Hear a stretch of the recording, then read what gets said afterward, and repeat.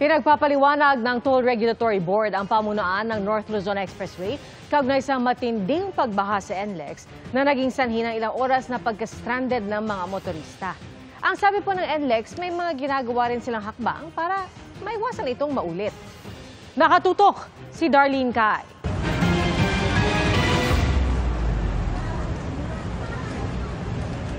Dahil sa magdamag na malakas na buhos ng ulan, unti-unting tumaas ang baha sa NLEX Balintawak southbound sa North Luzon Expressway noong Lunes. At humaba na rin ang ang pila ng mga sasakyan. Dahil sa matinding baha, ilang bahagi ng NLEX ang hindi madaanan. Mahigit 6 na oras stranded ang mga motorista dahil sa magdamag na walang galawan. Naglabas ang Toll Regulatory Board ng show cause order sa NLEX Corporation para ipaliwanag kung bakit hindi sila dapat patawan ng administrative sanctions kaugnay ng matinding baha.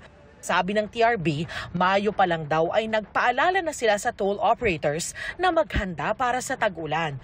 Gusto natin malaman, ano ba nangyari? Ano ba ang problema? Malaman natin kung anong problema para tulong-tulong tayong masolusyonan yung mga problema. Bahagi raw ito ng investigasyon ng DOTR para malaman kung paano sosolusyonan ang pagtaas ng tubig sa NLEX kapag tuloy-tuloy at malakas ang ulan. Sabi ng NLEX Corporation, nagpadala na sila ng sagot sa TRB. Nag-inspeksyon din ng NLEX team sa mga ilog at estero na nagsisilbing labasan ng tubig mula sa mga pumping station ng expressway, pati sa water pumping stations. Sinusuportahan daw ni Valenzuela Mayor Wes Gatchalian ang pagtutulungan sa pangmatagalang solusyon sa pagbaha sa NLEX. Sana raw magkaroon ng programa sa flood control ng NLEX. Coming alone inside our city, we're already fixing our issues.